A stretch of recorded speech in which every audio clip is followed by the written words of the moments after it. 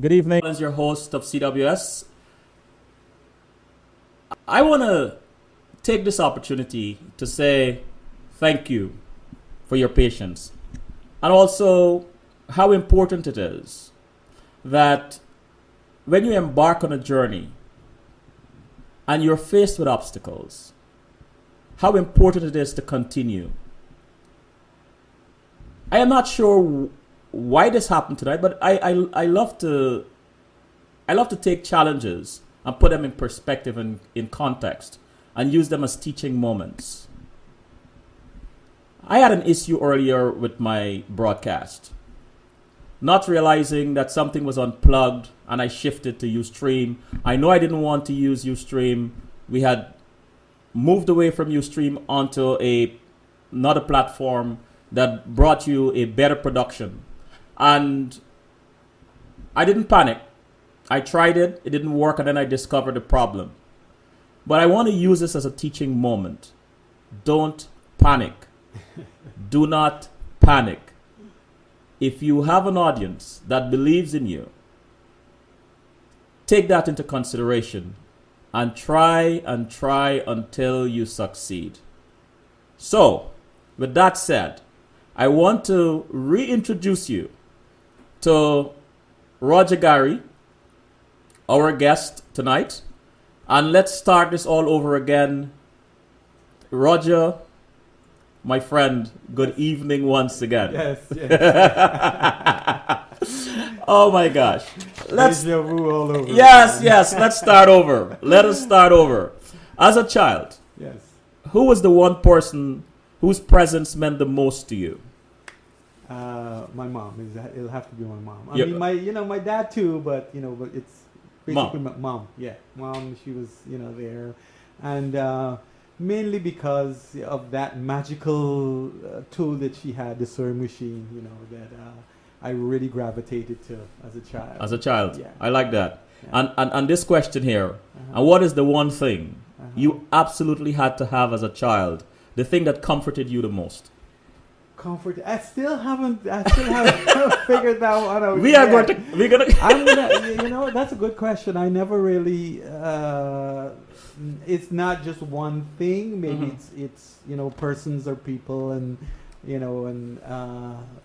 that comforted me. But I don't know about a thing. I have to think of it. I didn't have a stuffed teddy bear or anything like that. So maybe food. Food, huh? All right. So we'll get back to that. What is your favorite memory of your? Well, you said you didn't have. Let me ask the question. Right. Uh-huh. Your favorite memory of your grandparents growing up as a child in Guyana? Right. I did. I had one grandparent. I remember one grandparent, my mom's father, and I think I saw him maybe once or twice. We lived in Georgetown. My grandfather lived in the Essequibo, Pomeroon to be exact. Mm-hmm. And I think I probably saw him, more than that, but from my memory, probably like twice. Mm-hmm. And then he passed away and I was quite young. Okay. And then my other grandparents, they passed, I think, before I was even born. Wow. Yeah. So, how did your adventure as a fashion designer begin? Started with that magical tool that my mom had, Uh-huh. the sewing machine, and it was the very old-fashioned Singer sewing machine, the one that you turn. Oh, the turning one. Yeah, the turning one. Yes, yeah, with that rocket-looking bobbin. Yeah, you yes. Yeah, we've come a long way from that right now. Mm-hmm. So she would allow me to, get on the sewing machine, and of course, having a little child play with, and that's what I was doing, playing with the sewing machine. And I gotta say, she was brave. She was a brave mom, Uh-huh. not an unfit mom, but just a brave mom to allow her, her child to get on the sewing machine, with a dangerous Right. needle, there. I think it was something she probably saw that I was capable. Right. Because at one point it had gotten to the point where the machine was giving her problems and she would call me to fix it. Oh. Yeah. I said, "Oh, could you fix this for me?" And yeah, so I became the person in charge of Aha. the sewing machine. Yeah. Gary. Mhm. Roger. Sorry. It's okay. I see how you light up Yeah. or you lit up when you spoke about your mom Uh-huh. and the sewing machine, Uh-huh. and I almost want to attempt to be presumptuous and ask which is the one that makes you lit up the most. But what I want to ask you is when you were talking about your mom and what were you present to at that moment? I'm sorry? What were you present to at that moment when you were talking about your mom and the sewing machine? Because you really lit up. All right. Yeah, yeah. I get Yeah. Yeah. it's hard too because, fast forward to present Uh-huh. time. Uh-huh. She's now in her 80s, and God bless her. I recently she lived in Orlando, and then now she's back here with me in New York, Uh-huh. living in New York, so I could see her, on a regular basis, and she's an awesome lady. I admire her very. I guess her style, factor and all that plays into my fashion Uh-huh. moments. How she carried herself, and I look back. I have pictures now, pictures from, when she was younger, and I look back on it and I said, wow, she was a real fashion girl. Mhm, mhm. Mhm. So I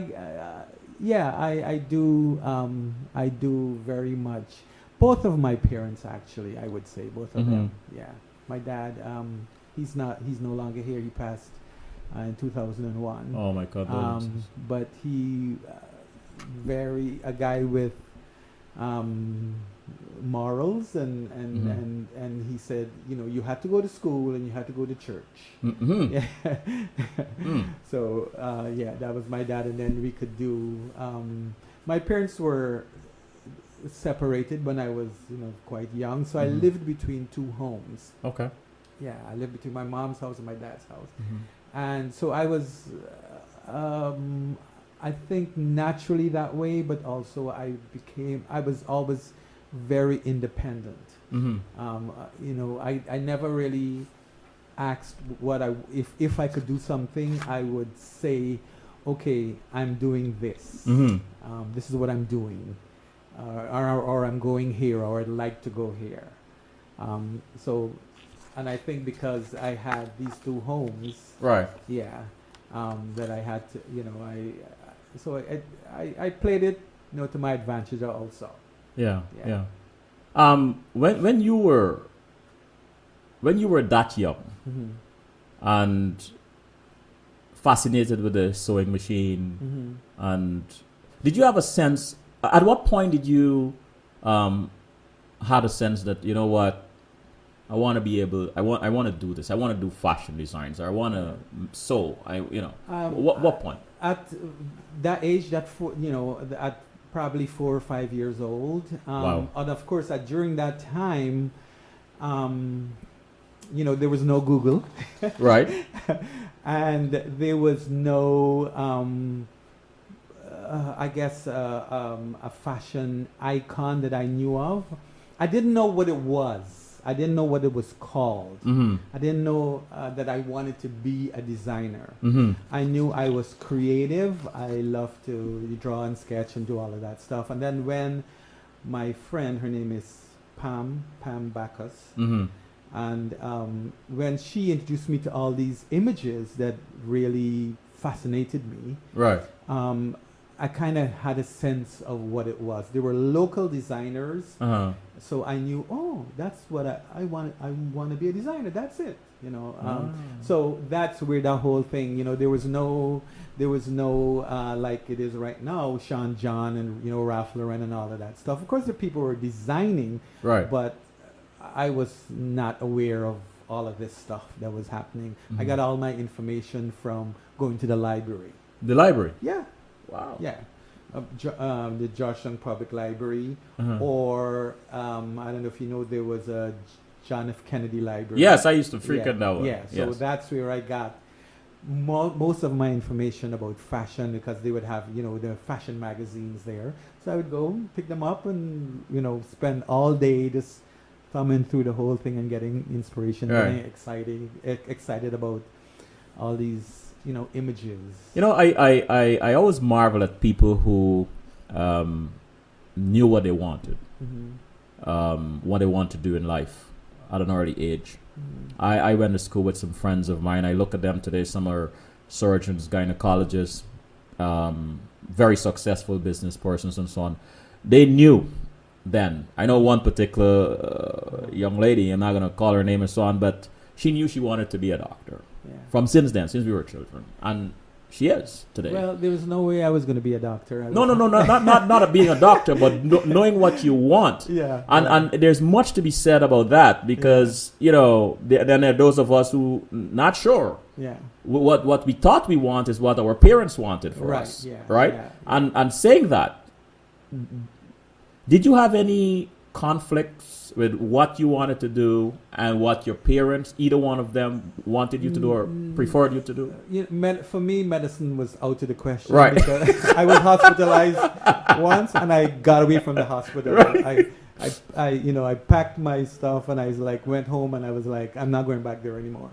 Not really, because as I said, from early childhood, and I don't know at what point it started. And I think I think it was my personality too.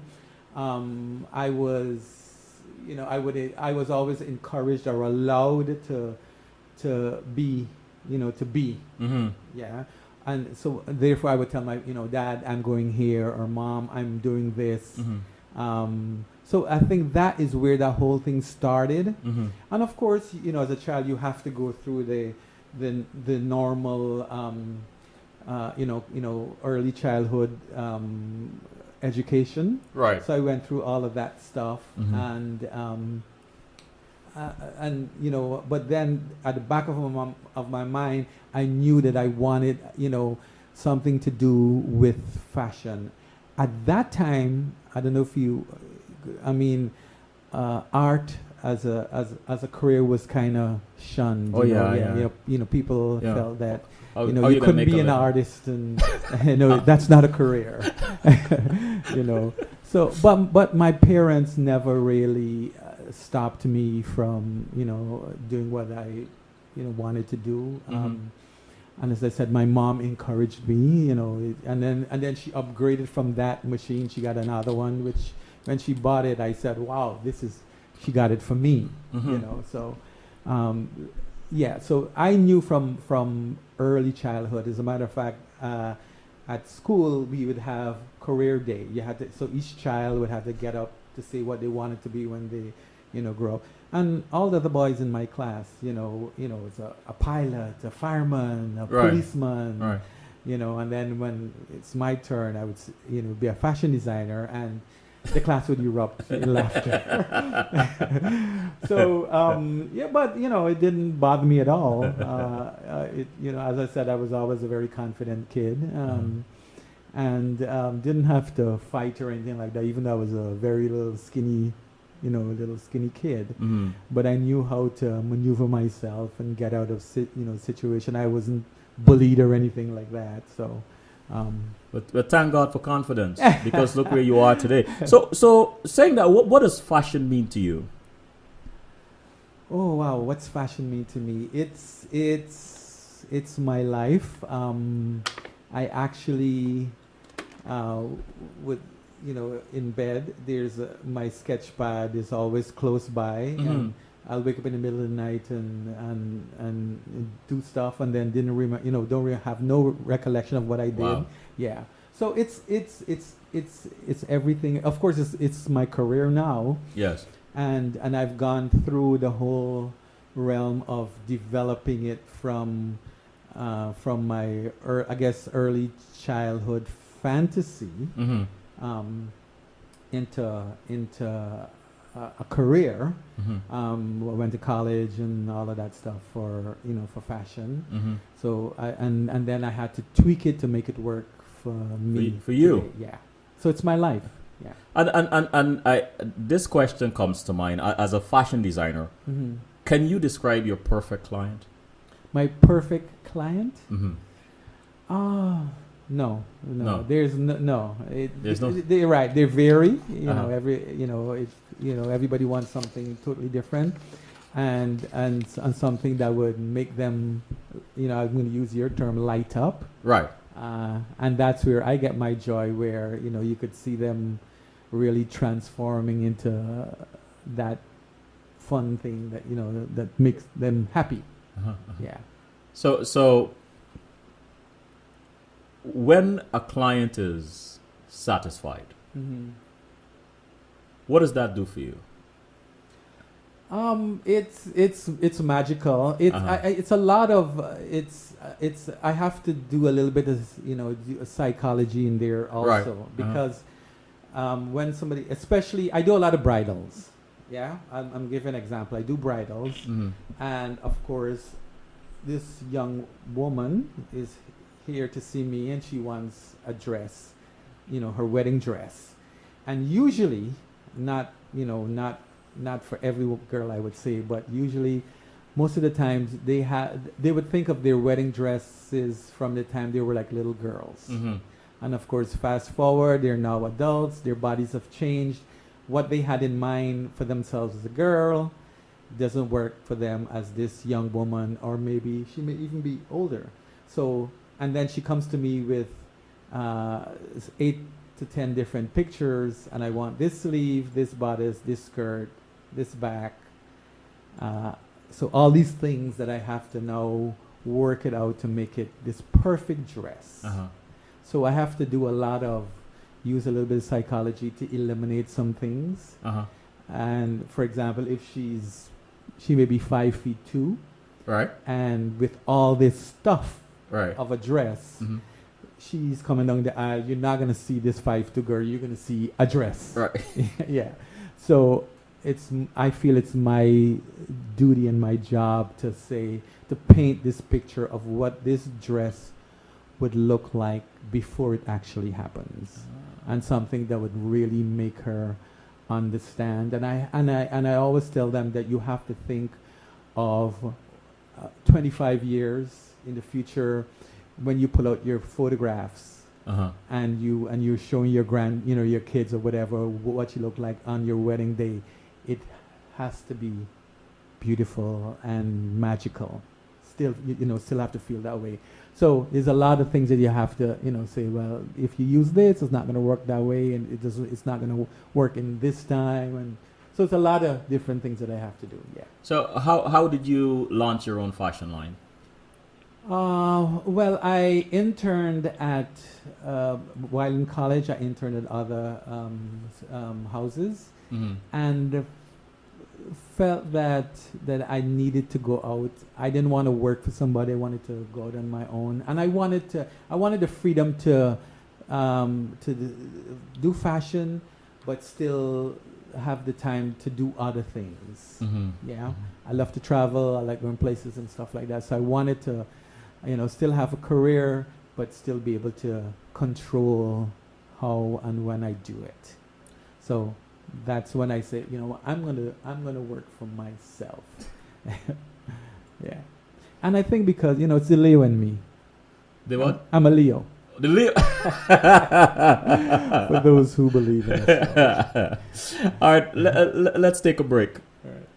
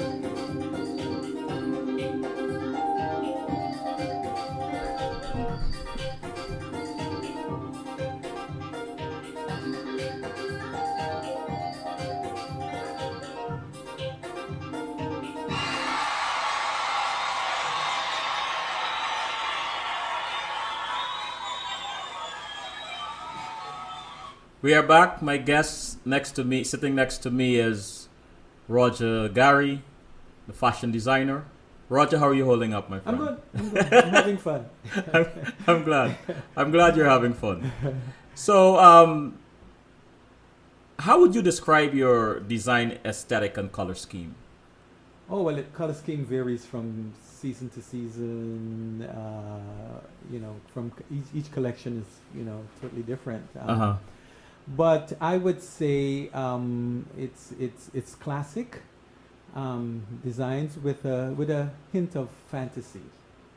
Ah, Yeah, a hint of fantasy. yeah. I like that.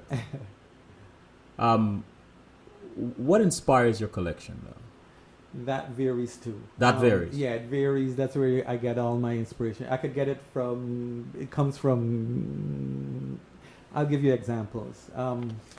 I did one year. It was a very successful collection. I did a Bond collection, James Bond, 007. Yeah, and that came from. I was looking at the Academy Awards. Halle Berry had just won her Academy Award Mhm. for. I forgot what she won it for, but in her post interview, she talked about she's not going to be able to enjoy it because she's running off to do this Bond movie. Yeah. So I was like, wow, wow, Bond. And I was like, you know what? Maybe I'm gonna do a tribute to Halle Berry. Right. So, and that's where I did a James Bond 007 collection, and I picked, and of course I grew up looking at the James Bond movies, so I picked 3 movies. Monster Ball. One of our friends in the chat room says Monster Ball. No, That yeah, Yeah, right, Monster Ball. right. I was thinking I couldn't remember it. Yeah, sorry. So I picked 3 Bond films from Russia with Love, Thunderball, and Goldfinger, Ah, and I did the collection around those 3 movies. Got the music and very successful. well, that's nice. I want to shift to the chat room a little bit Mhm. because, as I told you, we have another dimension. Right. G says we've got you back. Good to have you back. Kali said, "Hi Roger, I am enjoying hearing about your journey. What would be one special aspect of a fashion design that catches your attention?" Of a fashion design that would catch my attention. Mhm. I am a stickler for details. So if something is well done, well put together, I guess the stitching and the seams and all of that, that has to be in place. But I guess also the silhouette, the shape, Uh huh. and how it looks on the person wearing it too. Oh, Yeah. okay. And Kali asked, what elements of the design do you incorporate to create the hint of fantasy? Well, the classic part of it is for me, because I like, if I'm doing a design for a client, I would want her or him, Mhm. mainly her. I mainly do women's wear. Okay. I would want her to be able to reach back in that closet 5-8 years, in the future, and pull out that dress and still be able to wear it and still have it look current. Hmm. Yeah. So it's it's a classic dress. The little hint of fantasy is to make it a little special, Mhm. but without making it too trendy. Let's talk a little bit about trendy. Uh-huh. Why not trendy? What? Well, because trend is only for a moment. Gotcha. Yeah. Gotcha. It's like what's happening now, and then it'll be out in a couple of weeks or months. So what makes your collection stand out from the crowd? Because I pay a lot of attention to all the details. Gotcha. I really think through it. If I'm showing a collection on the runway, everything that I do makes sense. The music, the models, accessories, everything has to really come together. It's not, people see it and it may look effortless. Right.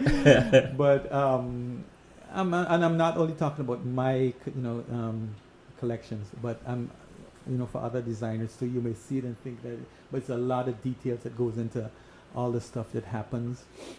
You see the glamorous part in the runway, but the late night, early mornings, 4 o'clock in the morning, in the studio working, it's now nobody sees that.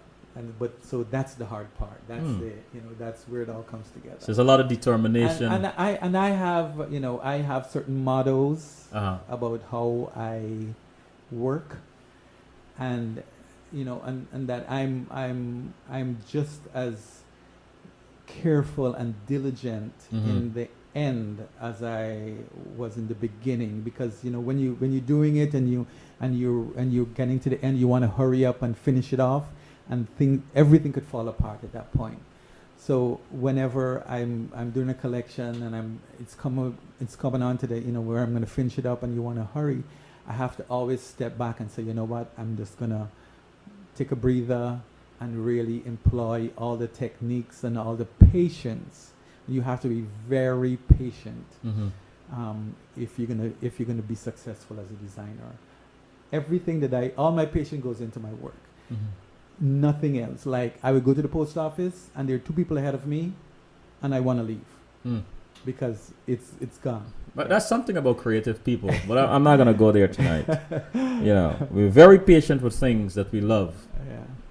Are passionate about. Right. So there's this question that I have in mind, that before I did this, and it's almost hypocritical of me, I used to wonder, why would some interviewers ask this question of people about, ask an horticulturist their favorite flower or plant, ask some a driver their favorite car, and But then I started doing this, and I realized that curiosity is a very persistent thing. It gnaws at you. Shoot, and the question I have is, what is your favorite piece from your collection over the years?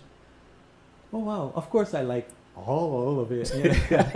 And many designers are guilty of that. And I'm going to tell you why too, because when I do a collection, say if I do a collection, say I want to do, I'm doing a collection of 25 pieces. When you're presenting it on the runway, now, even though I designed all of them and I love all of them, not all the pieces will work for the runway. So I would have a stylist or someone with another person to come in to help me to decide which ones.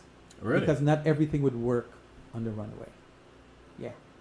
So you do depend. You have to edit. You have to, okay. Yeah, you have to edit. But my favorite pieces, there are a few that I have that I will probably keep, in the archives. A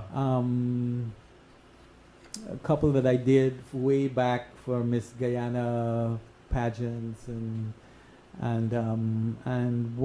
there's one dress that I got a lot of attention from. I did a dress with hundreds of little tiny pieces, triangle pieces of mirrors. That each one I put each one on, by hand. What? One at a time. Took me a couple of weeks to do it, but so it looked like if the dress was a mirror dress and it was shattered. Yeah. Wow. So that's. Yeah, where did you get that inspiration? Where did I get that one from? I can't even remember. It's all right. But it was. I showed it first on a young lady who was she was Miss Puerto Rico, and I did it for her for that pageant, and yeah. So do you have a custom design service? Yeah, I do. As I said, I do bridals. Bridals, so, right? Yeah, right. That's my main source. And I heard you mentioned earlier, and I'm sure for our male audience listening, they're probably wondering, oh shucks, you said you do mostly female designs. Yeah. Why? Does this mean you don't like doing male designs, or rather? No, well, I get more excited about Okay. sewing a women, creating a women's collection. It's much more, it's much, it varies from Right. season to season. Uh-huh.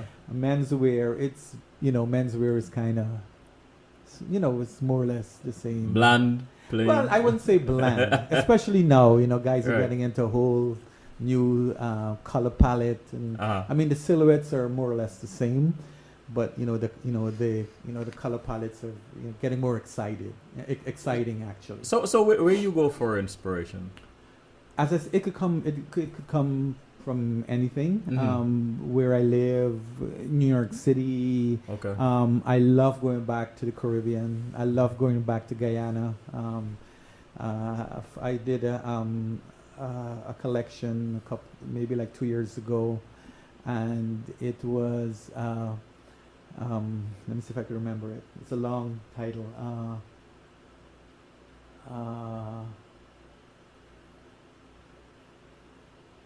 A visit to a tropical forest at midnight. There's some other adjective missing in there. Oh. Yeah.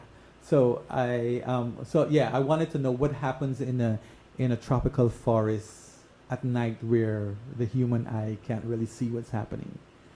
Yeah. So that was my collection, and I did a whole. The models were draped in all these muted colors, and then the burst of colors for floral and fauna and all of that stuff. So it was for me personally, it Mhm. was very successful. At what point during the process do you get excited? Like All the time. all the time. I like Yes. that. I like that. Yeah, it's I go into a fabric store, and many designers are guilty of this. You're going into going to a fabric store and be like, wow, look at this, look at this, look at this. In the beginning of my career, Mhm. I would go into a fabric store and spend like all my money on fabric. I mean, all my money where I would have none for food. Yes. That's passion. Yeah. That's commitment. Because you would see, you'd want all this. Oh, I love this. I love this. Yeah. Mhm. So I get very excited in fabric stores, notion stores, Okay. and even at Home Depot, I get crazy about. I go there and there's so much fashion in Home Depot too. Mhm. Yeah. So you attended E.R. Burroughs School of Art in Guyana and the Jamaica School of Art in Kingston, Jamaica. Yeah. How do you incorporate art into your fashion designs? Well, it started there. I knew in Guyana, I knew in Guyana that I wanted to be a fashion designer. Mhm. I didn't really have any major role models for me to, pattern my career after. Yes. So and I was very artistic. Mhm. So I heard about I'm not quite sure where I got word of the E.R. Burroughs School of Art. I think probably in the newspaper in Guyana. And they were interviewing students. Mm. So went to this interview and met this man that changed my life forever. He was doing the interview, and he was the one who created the Burroughs School of Art. He was the principal of the school, and just an amazing man who had a vision to do this school, probably first of its kind. Mhm. I know it's still happening, but he had this vision to do the school, and first it was in a little building at the Sophia Exhibition Center, Mhm. and I think that's when the Sophia area had just started. Mhm. And so it was in it was in one of the rooms there, and then he got a building in Eccles on the east bank of Guyana. Mhm. He got a building there, and he realized that these students are going to have a problem. He probably said to himself, I want these students to be at school every day on time, and some of them may have a problem getting here. So he arranged a bus What? Yes, to come meet us at a certain point and take us to the school. Wow. Yeah, and come and pick us up back in the afternoon every single day. Yeah.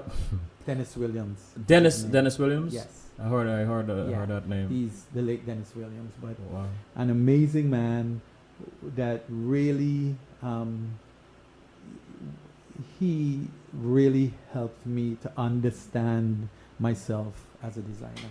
See, Yeah. this is one of the reasons why I like doing this show, Yeah. and because, you know, I like to bring out of people their role models, their mentors, Right. and you know, people who have influenced them Mhm. in a positive way along the Right. way, because we can't do it alone. Yeah. You know, we Yeah. cannot do it Yeah. alone. Somebody along the way Yeah. influence you or inspire you or say, no, you know what, do this and do it this way. Mhm. Let me go to the chat room. Jean said or asked, what are the easiest fabrics to work with and what are the hardest? The hardest, I'm gonna tackle that one first. Silks, chiffons, very difficult. To Very work with. difficult. Yes, you have to know what you're doing in handling a chiffon to really make it look special. Yeah. And Temptation said, hi, Roger. Good to see you, Roger. I know that you attended the Borough School of Art, Guyana, where your career started under Dennis Williams. Where do you stand now as it relates to mentorship? Hold on. There's a continuation. Okay. Where do you stand now as it relates to mentorship and mentoring young Guyanese designers? There is very little that is being heard of our young designers. Any thought? Well, there are quite a few designers in Guyana who are doing quite well, actually. I've been living out of Guyana for over 30 years, but I do go back, quite often.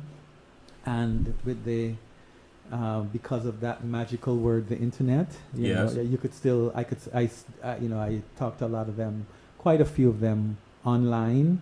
There's one particular designer in Guyana, young designer, who we talk probably a couple of times a week. And he talks to me about fashion and he doesn't know the fabrics very well. So he would ask me all these questions about what it does, how to handle it, how to cut certain look that he wants to have. So that happens. I would love to really do it in a bigger way. And there's something that I'm not going to really elaborate on it right now, but it's in the works as we speak. I was talking to somebody today about it, that something is going to be happening in Guyana pretty soon about a workshop and stuff like that. Oh, that's wonderful. Yeah. And as you mentioned Guyana, in your view, what does the Guyana's fashion industry lack? Well, I think lack. Yes, lack. Oh, from what materials. Materials. Yeah. Mm. Yeah. And when I'm not just saying fabric. Right. I mean fabrics. I'm talking about, threads, zippers, and all the notions and stuff that you need to really do. Okay. Really do great stuff. I want to ask this question because I was there for Christmas and there are lots of stores selling all kinds of stuff. I mean, it seems to me more merchants than consumers. But Right. Is there a need for is there a need for educating the merchants, or should we be educating the merchants on the need to bring in those kinds of stuff? I mean, I don't know if that's a fair question because at the end of the day, we're talking about business and economics, right? But when I was a child growing up, you had a lot of those stores, that sold those things. Okay, that time, your grandmother sewed, your mom would sew something for you, whatever. Okay. Now you could, even here in New York, instead of sewing something, you could go to the store and buy a dress or a shirt for $20, for $20. Yeah, so people don't have the time, or they don't want to put the time into, doing that, to sewing you know, I remember my mom used to sew my pajamas, you know, as a little kid in Guyana. Now, you know, you I could go and remember that too. you know, I'm sure. I remember that too. Yeah, but no, you just go buy them. Yeah. But you know, there is a niche for people sewing in Guyana because especially if you go into a function and you don't want to have the fear of seeing someone walk into that event wearing your dress that you bought off the rack. So that's what a lot of my clients why a lot of my clients come to me. They want something really special and something that they would go out feeling confident that they wouldn't see another person in that dress. Well, before the end of the show, I have to have in my collection a Roger Gary piece at some point, cool, right? cool, I have to. I mean, I must. Well, I do. Yeah, I went to Parsons School of Design, and one of the very, very important classes that I took was men's tailoring. Okay, Roger. I'm glad. So I'm glad to hear that. You know, I'm gonna come knocking. Yes. So in the chat room again, G said, "Sounds interesting. Getting inspiration from Home Depot." Can you expand on that a little?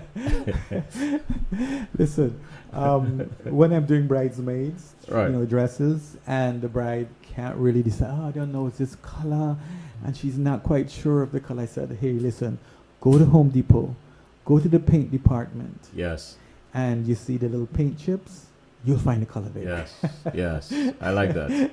I like that. Yeah, but the whole not only that too. I mean, you know, fashion is not just fabric. There's wearable art. You Yes. know, I did a menswear collection with little tiny padlocks for closures and That's interesting. yeah, and hinges, you know, for the buttonholes. Yeah. All the grommets, you know, that you could put on clothing, you get it at Home Depot. Oh, that's very interesting. So that suit that I'm gonna make for you, it's gonna be out of laminated wood. All right, Gary. All right, Roger. All right.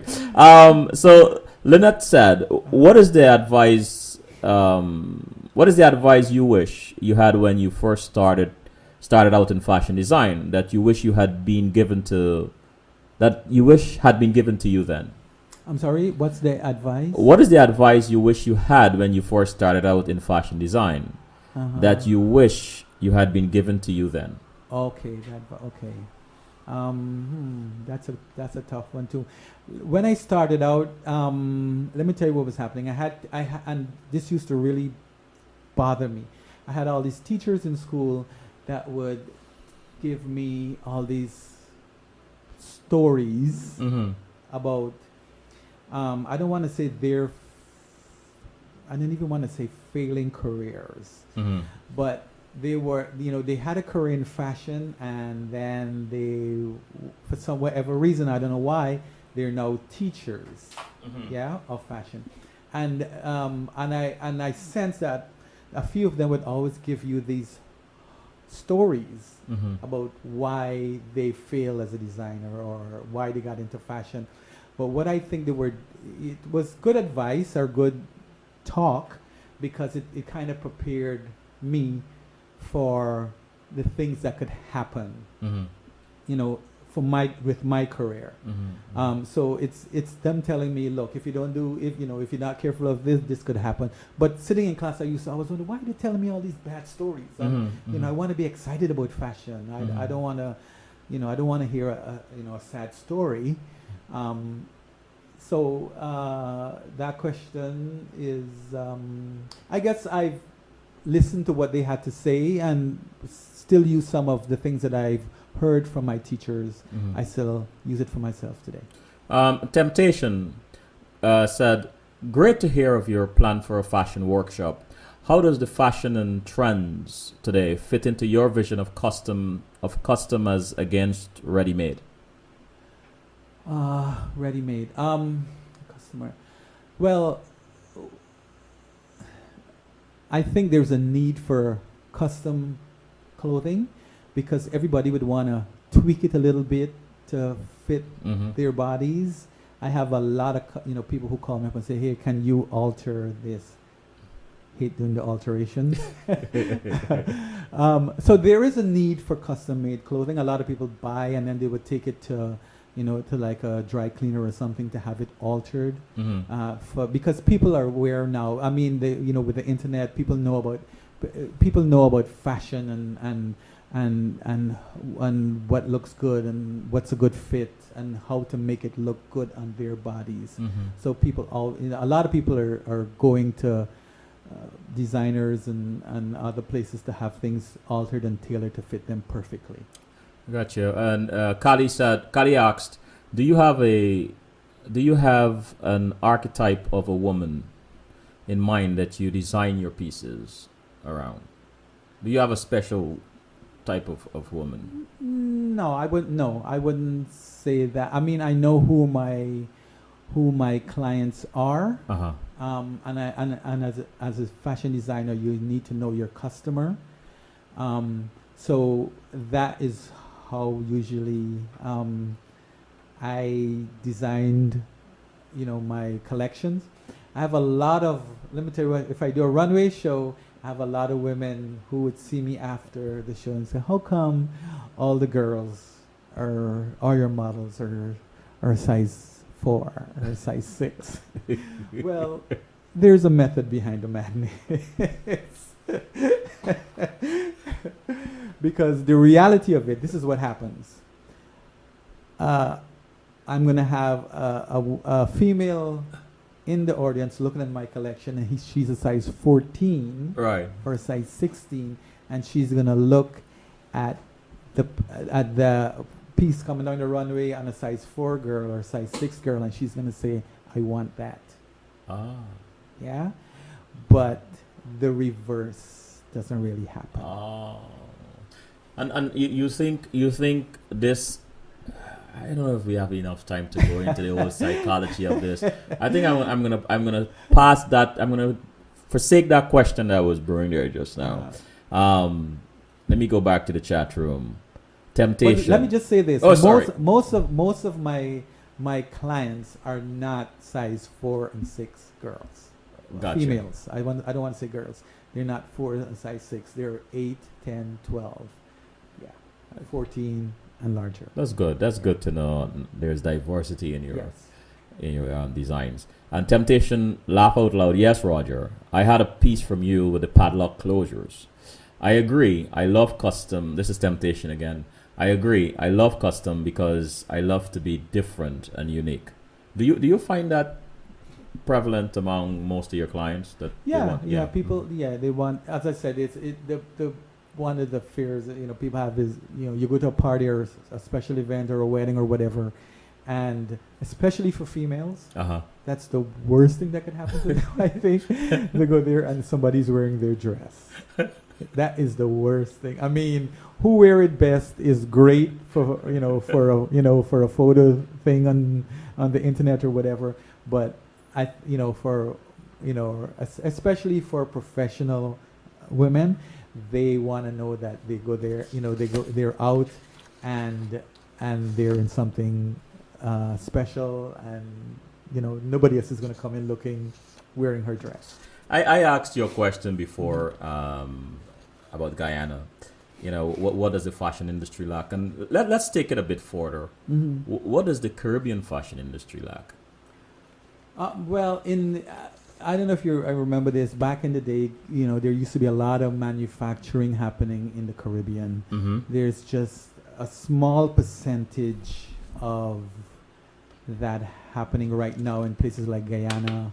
I think there are a few factories in Guyana now. Most of the factories are in Dominican Republic. Mm-hmm. But tell me the question again. What does the Caribbean fashion industry lack? Lack. Knowing in terms of designers, knowing that you need to educate yourself about different fabrics, Mm-hmm. and also educate yourself about your customer who they are, what they want. People travel a lot, so you know you got to know which fabric is going to work in which climate, um, and really knowing about how to make that work for you. Let's go on a break, Roger. Give the audience a chance to see some of your some of your work.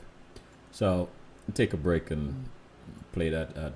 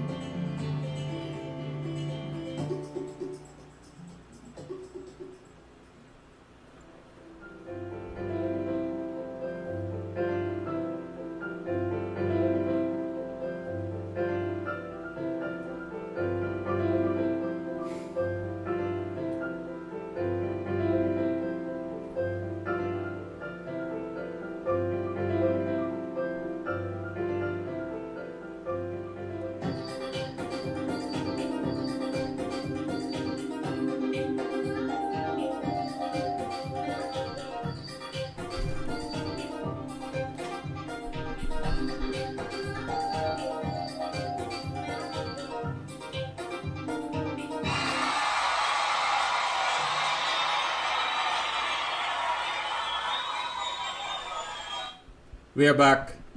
My guest, Roger Gary. Roger, Yes. The question I have for you, I want to go back to colors again. Your color scheme, what influences them? And let me preface it this way. I remember it might have been another fashion designer slash or fashion editor. What's his name? Walter Green. A wonderful person I had on the show, and I remember talking about colors. It was one of Guyana's, I call him late great artist, Donald Locke, who had mentioned to me, because I dabbled with web design sometimes, and he had mentioned to me about colors, and he said, what influenced my choice of colors a lot of times has to do with when I was a child. What I saw around me, and that stuck with me, right? I said that's very interesting. So I want to ask you this question this way: what influenced your color? Do you think a lot of the colors you choose come from when you were a child, your childhood influences? How you come up with your color scheme? Maybe personally, yes. But in terms of doing a collection, the color palette varies from season to season, and I do 2 collections a year, so it varies every time. Okay. Yeah. Okay. And with designers who design for mass produce garments, you would notice you go into the to stores and you'll see that every store has the same color. Every store has the same, more or less the same pattern, same theme happening. It's because there's a company that dictates that. Okay. And then they sell that to the designers, and that's how come every you know how neons are out this season, and every store you go in, they'll see neons. Oh, okay. Yeah. Okay. So Okay. that is what happens in the fashion industry. Do you have a favorite color? Probably orange. Orange. Yeah, Yes. yeah. Has it changed or, over the or maybe blue. I or don't blue, know. right? Is it difficult for Caribbean designers to thrive in the fashion world? Um, yeah, because a lot of the materials, they don't have accessible, Mhm. to them. I mean, for me, I could, I go in the garment area, Mm-hmm. and within a certain block, 4 or 5 blocks, I could get whatever I need, Okay. and I could walk around that area, spend a couple hours, and get whatever I need. A lot of designers that live in the Caribbean, they don't have that. They don't have that access. So it's they have to work around what they could get, Mm-hmm. and they depend on what a fabric store would bring in, and it's usually small yardage. So they would have to buy it right away. If not, that's Okay. it. That's it. And well, Kali asked, ever consider designing shoes? No, that's No? a whole different realm. What is the staple piece that all women should have in their wardrobe? That little black dress. A little black Yeah, dress. Yeah, Okay. a little black dress that you could accessorize with any scarf, piece of jewelry, without jewelry, Uh-huh. well fitted, good fabric, and something that she'll have forever.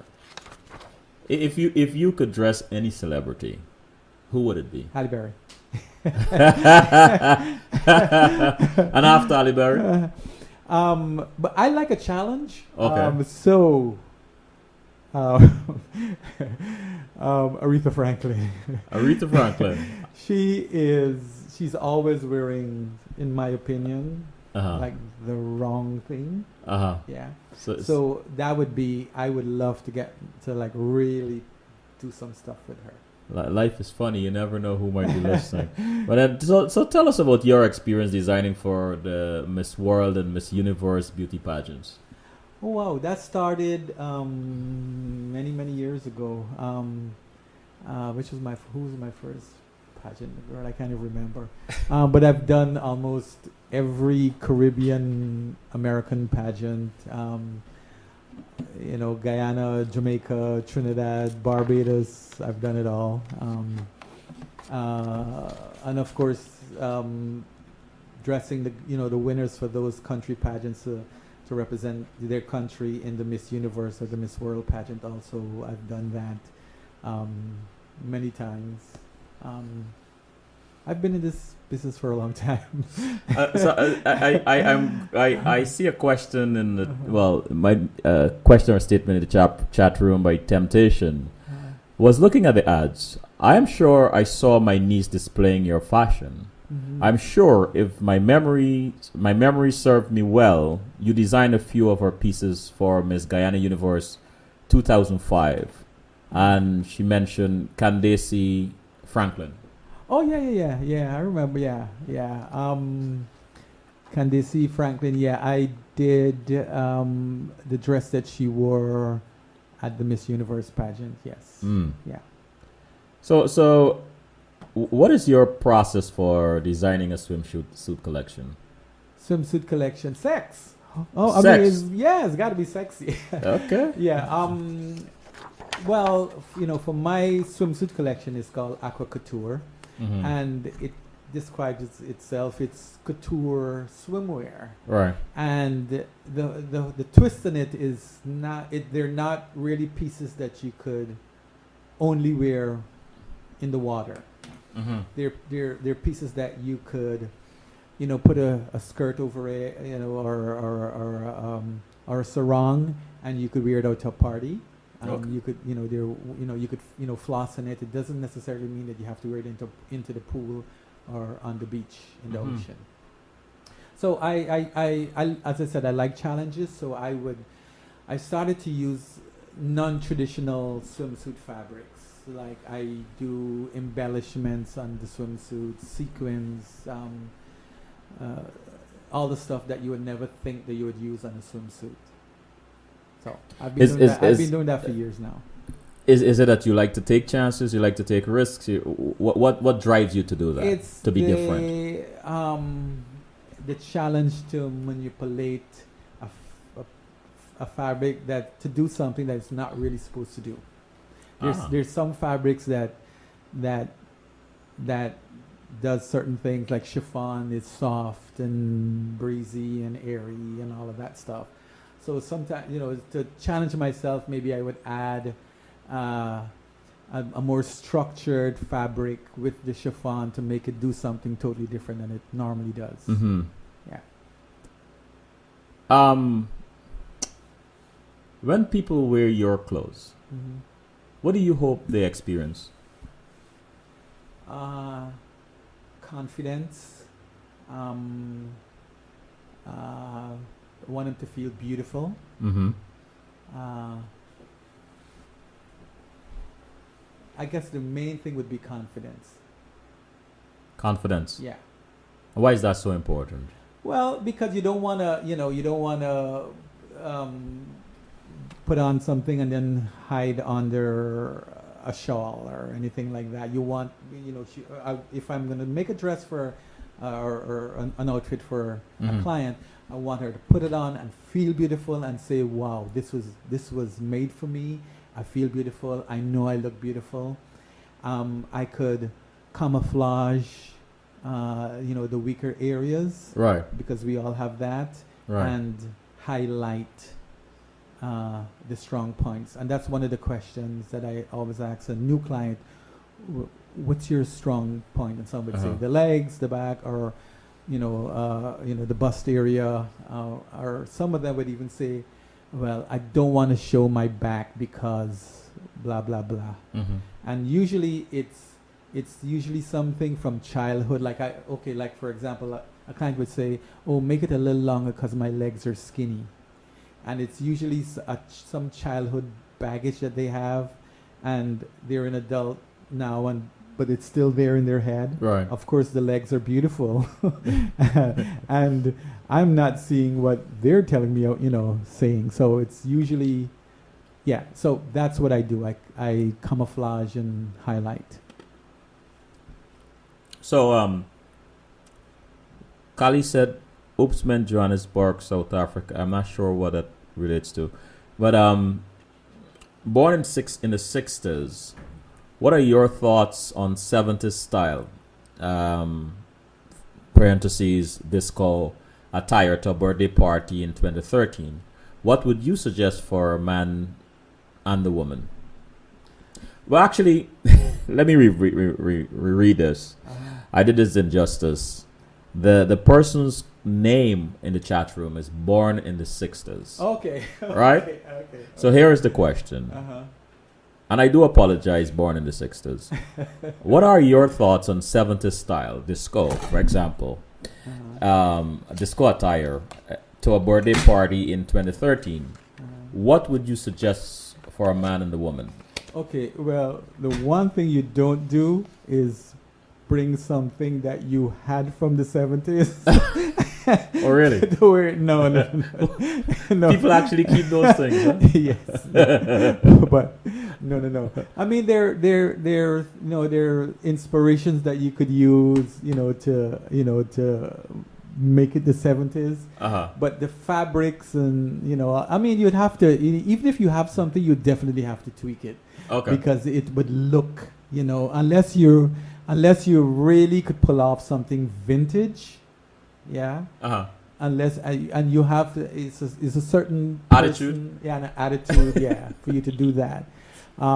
Yeah, but you could get, like for example, the 70s were the fitted shirts, and, Right. and so you could get something, and actually all of that stuff is coming. It's very current now. It's very trendy now. But is there a different twist to it today, or the same style, same fabric? There's a twist to it. Okay. It's updated.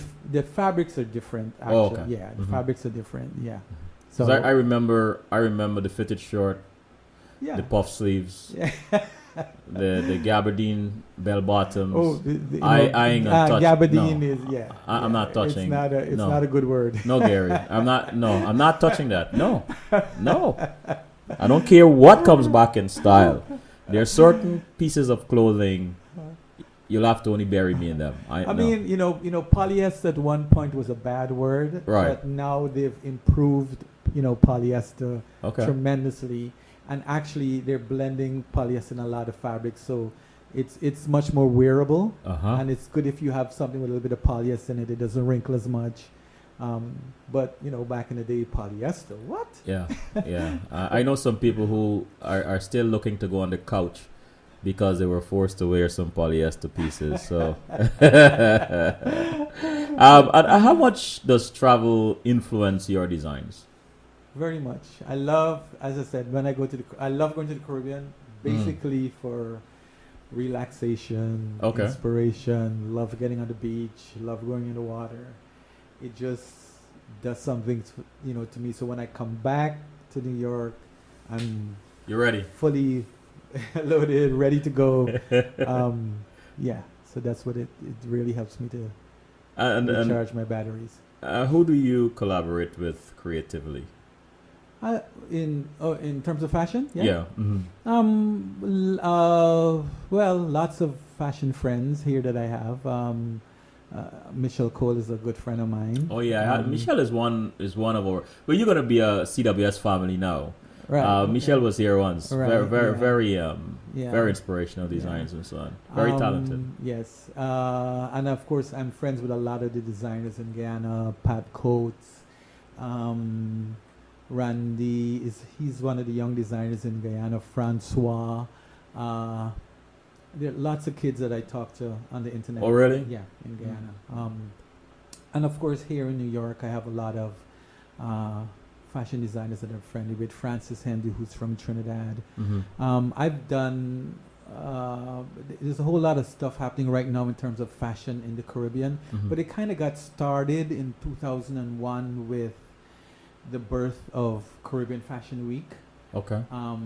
So I was part of that event, and then, so I got to meet a lot of other designers, from the Caribbean. Then a lot of the countries now have their own fashion event. Trinidad has one, Barbados have one. So I was able to meet a lot of the designers from those countries. Claudia Pegas, who's from Trinidad, Yuzuri International, they're from Jamaica. And so every, so often I go back, there's an event coming up that I'm attending in Tortola. It's going to be, quite a few Caribbean designers. Yuzuri International, this young lady, Ayong Chi, who won Project Runway. She's part of that show also. And a lot of other designers from the British Virgin Islands and also from New York. Andrew Harris, who is menswear designer from Ghana. He lives in Barbados. So he's also going to be sharing his collection there. I'm hoping that, and one of the reasons why I added an extra day, the Tuesday, as a for the arts, culture, and entertainment, because I know in that arena there's so much, and I'm hoping that one day I'll be able to bring some of these people on to, share their experiences as well, because it's not just about Guyanese. It's we live in a global village now, definitely. and I just want to bring people from different backgrounds. To share their journey and so on.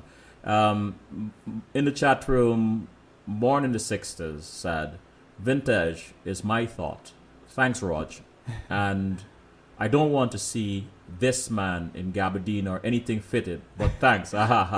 Whatever, born in the 60s. Temptation said, what of that Guyana designer, Derek Moore? I saw him last September when I was in Guyana. He's still designing, and he now has a new capacity.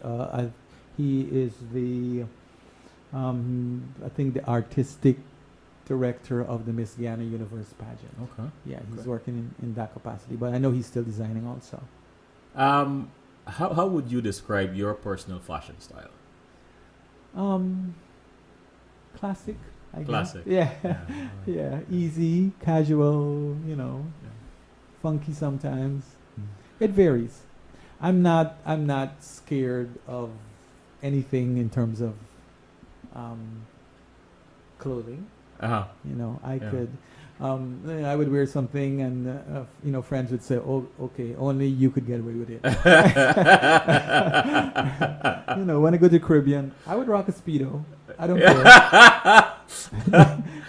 You have to have the right attitude, right? Right? Yeah. Right. And can you tell us a little bit about your current collection? I'm working on a new collection right now for the Summer Sizzle, which is in BVI, and it's the palettes are basically black with a few hints of neons. So that's as much as I'm gonna say. Okay. Okay. Yeah. And chat room, Temptation. What? Oh, Temptation said, "Wow." So my next question is, what's the must-have characteristic for a young and talented fashion designer to survive in the fast-changing fashion world?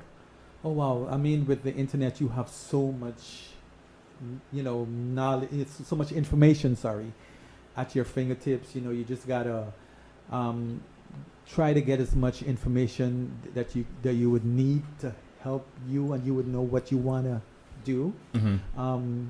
I went through the I went to Parsons School of Design, so I was schooled as a fashion designer. You could be a self-taught designer and do very well. Mm-hmm.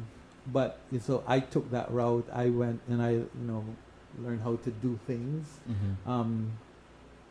So I don't make as much mistakes as somebody who is self-taught. For me, and I'm just going to give you a little history of how Sure. it started. When I was in Ghana attending Yarborough School of Art, and I went through that whole. It was a 2-year program. I actually played sports. I had a whole different life. Really? Yeah, I was on the national badminton team, and we were going I was representing Guyana in the tournament, in the Caribbean Championships in Jamaica, and I found out that there was a school in Jamaica. So I took my portfolio with me, and on the day off, when I was off from playing sports in the Caribbean Championships, I actually sneaked out, went to the school, applied, spoke to the person, whatever they saw my work and everything. Got back to Ghana a couple of months after. I got a reply saying, yes, I was. Yeah. So you have to don't, as you were saying in the beginning of your show, don't give up. Right. You have to dream and believe it, Mm-hmm. and put all the things that you need to do to make it happen. I like that. Chat room, born in the 60s, not you, Mr. Collins, but the man who needs to wear the born in the 60s, thank you for being so kind and gracious. What advice do you have for aspiring art and fashion students in Guyana? In Guyana? Yeah. Well, as I said a couple times before, you have this magnificent tool, the internet. Internet. Mm-hmm. Yeah. For me, I had to go to the library and look for what I wanted to get. You have this wonderful engine called Google. Yes. That you could find any information. You're not plugging for Google, right? No, not.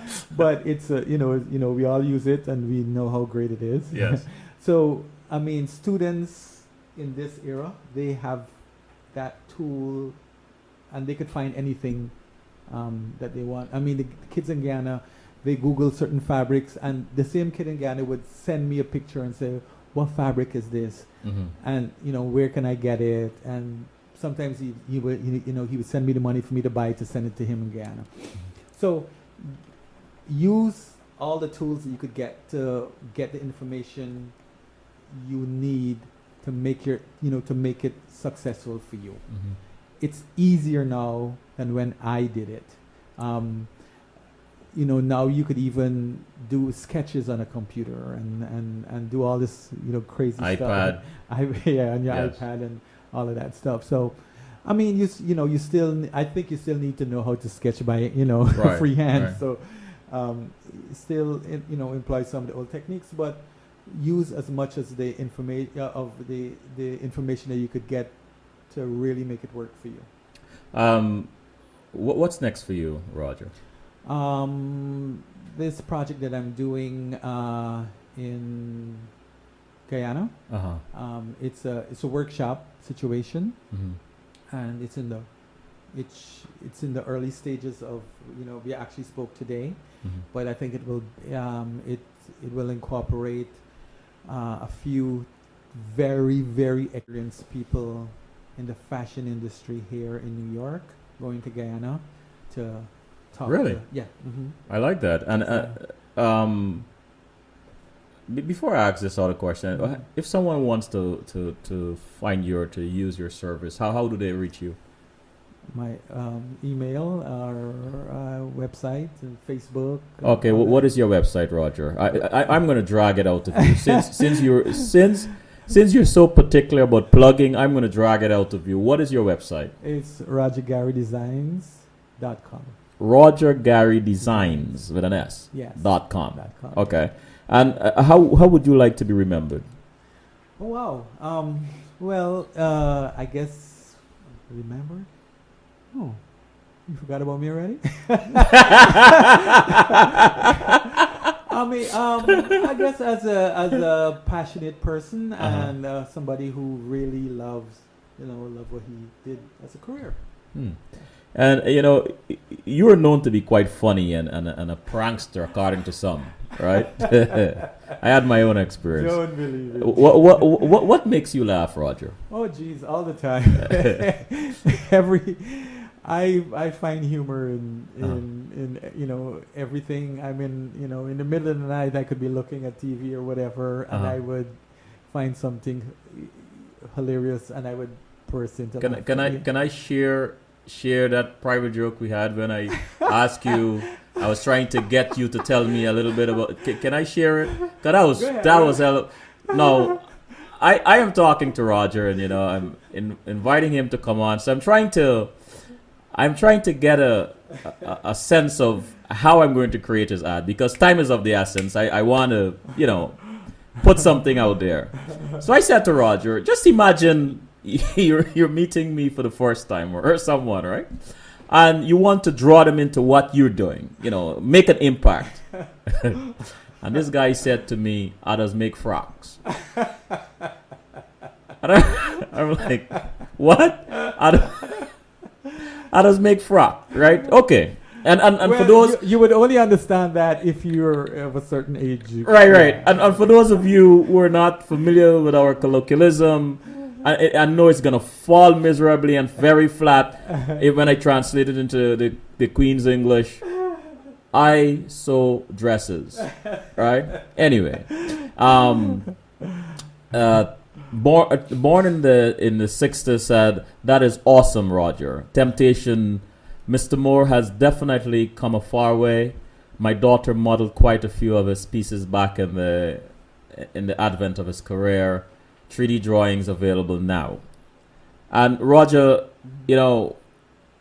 when you first came, you asked me, well, how long are we going to talk for, right? Yeah, I'm going to put it out there. Okay. And I said, hour and a half, and you were stunned. What on earth are we going to talk about? And I said to you what I say to lots of our guests: don't worry about it. Once this conversation gets started, you'll find that time just creeps up on you. Yeah. Well, right? You know what?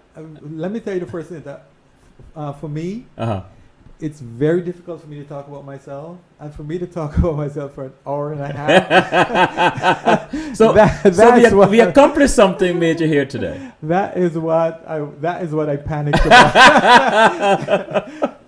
Well, Roger, one of the things that we do with all our guests is ask them to close the show by giving us something inspirational. But before we go there, I want to take this moment to say to you, thank you for coming. But there are a few things that I got from you, and during this conversation, I got, and I hope the youths who are listening got some of them at least. Determination, belief in what you're doing, passion. Don't be scared to leap. Don't be scared to take that chance. Right. One of the things you mentioned is that you could wear any damn thing you want, right? And the other thing that resonated with me when you said you like to bend the fabric or use things with the fabric that is not supposed to be used with, right? And so you're adventurous in that way. One of the other things that really touched me here tonight is that, and throughout the conversation, you mentioned this, is that you make yourself available to people, to young people. Yeah. I mean, that is so important. We didn't get a chance to talk about mentorship, but it came out. Yeah. Right? And in that, I want to take this opportunity to say how important mentorship is. How important it is to have someone in your life that when you're doing something you're passionate about, to congratulate you, to encourage you. Yeah. Right? I spoke to a friend of mine this morning. I went to school with since when I was a child, and he said to me, Selwyn, congratulations. And I mean, I hear that a lot. You're doing a good job. I hear that a lot. But coming from someone, from one of your peers, someone who you grew up with, it is important. Right. And we oftentimes forget the importance of being free with our compliments. Right. Free. It's not about swelling somebody's head. Right. It's about encouraging someone. Because there are times when we get to gaps in the road, or we get to the base of a mountain, and you needed extra energy to climb it or to cross that bridge. And this is what, these type of interaction, the congratulations and the encouragements and so on, this is what help people. So, Roger, my hat's off to you. Thank you. Right? Thank you. I mean, for you to put yourself out there, and you're busy. You're a busy guy. I know this. Right? It's people don't know. It's been a while to get you to come on the show. Yeah. Right? Yes, and for you to make yourself available to this young man, we don't know when we put ourselves there, we make ourselves available to people, what they are going to do, or how many people's lives they will think. Now, I know it's CWS is my show. I don't want to suck up all the air, Roger. So I'm going to ask you, my friend, humbly, to just give us a few words of wisdom or advice, and close us off. Yeah. Well, one of the things I would really want to say is that you have to, listen to your children, your sons and your daughters, and hear what they're saying, especially when they're very young. I have to thank my mother and my father for listening to what I wanted to be, and never interrupted, I guess, my flow or my rhythm to do what I want to do. So I think we, adults, as parents, I want my child to do this, and you have these dreams that you want them to, that you may have in your head of what they should be. But I think we need to listen and understand that not everybody is going to be an astronaut. So and then there are other things in life that your kids could become, and be successful and be happy, and really have a very beautiful life. Yeah. So basically, that's what I want to say. I want to say there's my dad. I didn't really talk much about him, but he was the one who really, in his own little quiet way, he never. I had cousins who were superstars. Let's put it that way. I have two cousins that were superstars, and looking back now, my dad never said to any of us, "Why can't you be like your cousins?" Wow. So I want to thank him for that, and I think he realized that we were, superstars in our own way. Yeah. So we have, so you have to, as I said, listen to your children and really understand them and know what they're capable of doing, and just as important, what they're not capable of doing. What they're not capable of doing. Yeah. Wow. And I want to thank you, Roger. Thanks again. Thanks for coming. You're welcome. Thanks for being so generous with your time. I hope you had a good time. Yes, I did. Right? And we are going to invite you to come back again sometime. Yes. And congratulations, good luck with all your new endeavor, and especially the project going to Guyana. Yeah, I'm hoping that it's in, as I said, it's in the planning stages. So I'm hoping that it does come off. G said in the chat room, the race is not for the swift, and that is so very true, G. Yeah. So this is Selwyn Collins saying to you once again, thank you for your patience. Thank you for tuning in. Tomorrow, our guest is Dr. Deline Musilak. I hope I'm pronouncing it correctly. But please tune in around the same time, 8:30 to 10 p.m. We're hoping to have a wonderful conversation. Immunization is one of the topics. But thank you once again. Good night. See you tomorrow. Good night.